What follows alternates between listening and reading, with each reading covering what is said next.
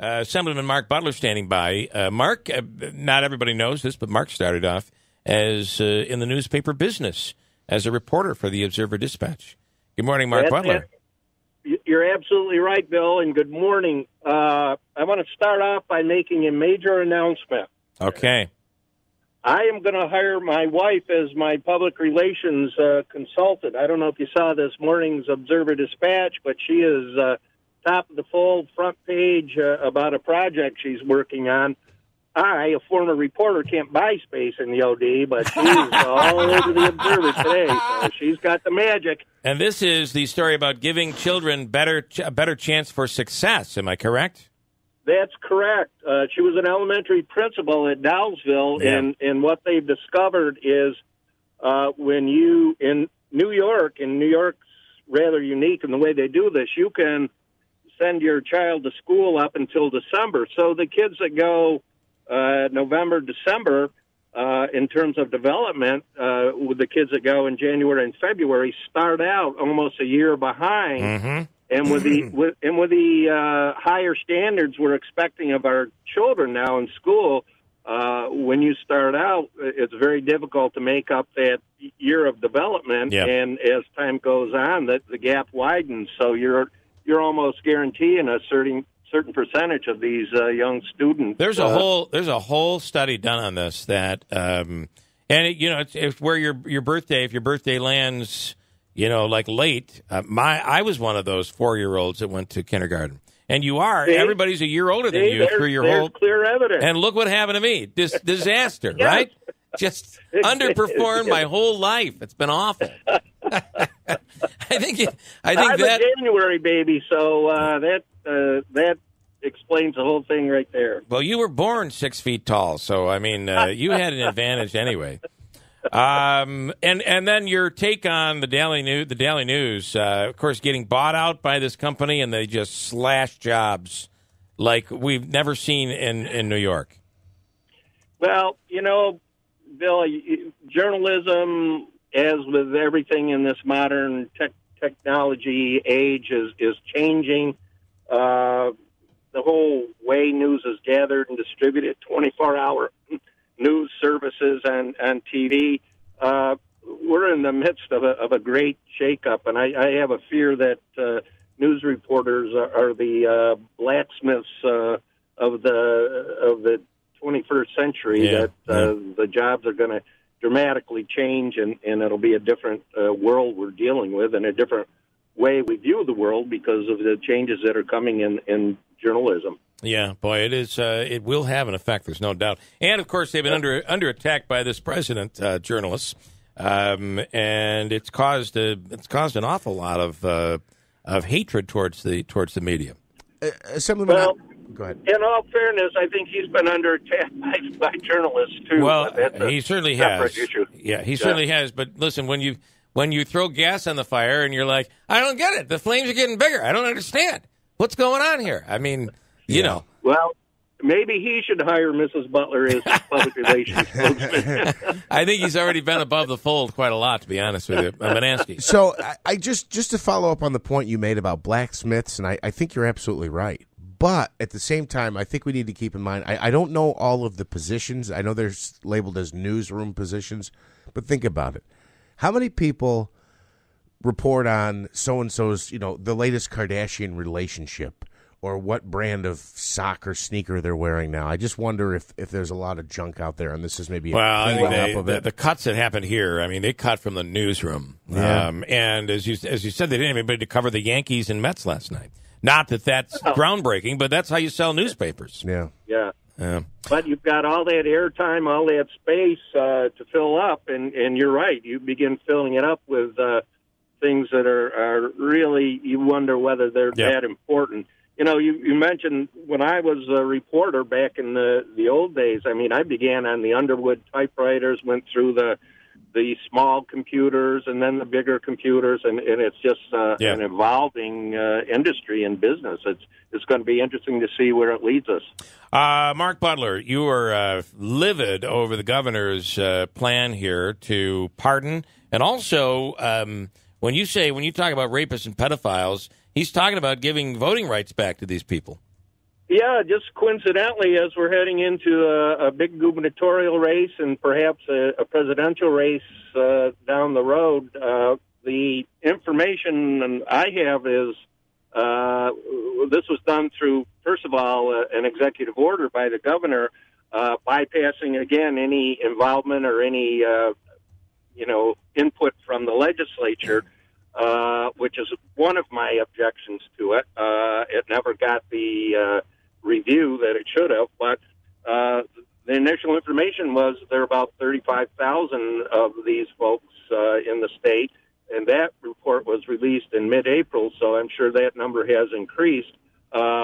It's a nice little group of people that may feel they're beholden to this governor, shall we say, for this. So I think this cuts in a lot of ways.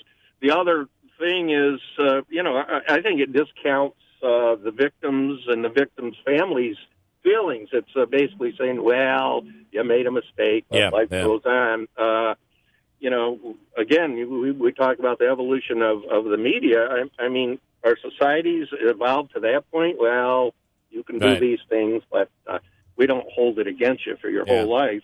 I will tell you, the people that he's pardoning, and there's about maybe 10 or a dozen, somewhere in there, these are because they'd be sent out of the country. So he is offering a pardon to them. I did not know the governor could pardon someone, but I guess in the same way the president can, the governor can. But these are people that have over the years and years ago had committed really minor crimes. There's a grandmother and a grandfather in there that are being quoted. So I'm not sure these are dangerous people necessarily. However, the voting rights, these are pedophiles and rapists and people who have committed really bad crimes. And exactly right. And again, if it had the vetting that it should have had through the legislature, some of these things would have come to the forefront, and maybe it wouldn't have happened, or maybe there could have been some changes made to this so that it was applied a little more fairly and equally across the board. Yeah. What is the what's the solution here? He gets to do it though, right? I mean, there's no stopping him. Well, apparently not, and it's kind of interesting that it happens just as, we're packing up to leave Albany. When we're there and in session, there's more of a solidarity among the legislators. We're there. Now we're spread out all over the state. We call each other once in a while, but, it's not the same political force that it would have been had we given this some consideration in Albany as legislators. And wouldn't you say this fits right into the I'm being drawn to the left wheelhouse? I'm being drawn by Cynthia Nixon to the left here. I've got to do something to make it look like I can get those New York City votes from the left? Absolutely, and that's another of my concerns. A report comes from the health department, well, we need to legalize marijuana. Well, we're afraid with Kavanaugh that there'll be changes to Roe v. Wade. We need to, quote, codify Roe v. Wade. And meanwhile, they slip in a little language change that would make New York's abortion laws the most liberal in the country. We are definitely on a sharp slope to the left in this state, and it's a real concern for me and many of my colleagues. All right, interesting. You can criticize, but I'm not sure you can. I'm not sure you can accomplish anything with this guy. He's found his way, and he can do it quietly, even as loudly as you bark. He can kind of do it quietly and under the radar. That is the problem. That is the problem. But we do have a solution. There is an election in November. I would remind people. I had an opportunity to spend some time with the Republican candidate, Marc Molinaro, Friday up north in St. Lawrence, and I think he's a great individual, and I think he offers a real clear alternative and can change the direction that the state seems hell-bent on. One final note, completely off topic. How are the Bills going to be this year? It darn well better be a good year. 10-6. 10-6. Okay. I like it. They're making the playoffs. I'm not saying Super Bowl, but Not yet. I think they're on an upward spiral if they can keep Shady McCoy out of jail, out of prison. But at least he'll be able to vote at some point in the future. By the way, Oh, wow. By the way, it's hard to follow that. By the way, they just came out with predictions. ESPN just came out with the predictions for how all teams are going to fare in the NCAA, and their predictions on the ACC are out.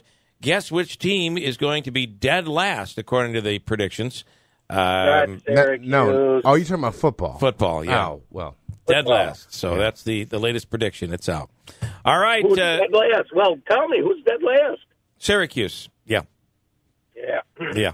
That's sad. It's sad. All right, Assemblyman, thanks so much. I appreciate it. All Assemblyman. right. Always a pleasure, Bill. Take Okay, care. thank you. And Tim in Utica. Quickly, go ahead, Tim. You're on the radio. Yes, I just wanted to point out that under the law, convicted felons can vote in New York State.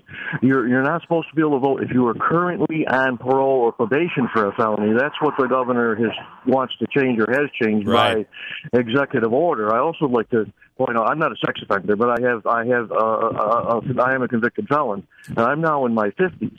And I'm a Ron Paul type of conservative, so I don't vote liberal, and I'm not going to vote for the governor. I sure as heck ain't voting for this governor again. And there's an assumption by right-wingers that all convicted felons are liberal or going to vote left-wing, which is not true. Yeah, I think I think what he's trying to point out is he believes the governor's doing it in hopes that he will get those votes. Yeah, the idea is not Yeah.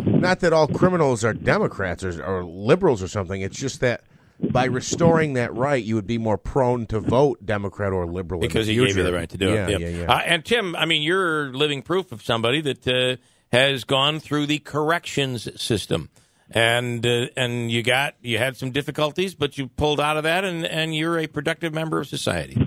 Yes. All right, thanks, Tim, for the update. And Tim had talked to us about what happened to him years ago, so we appreciate it. Tim, thanks for the call. All righty. Thank you. We'll break and come back here.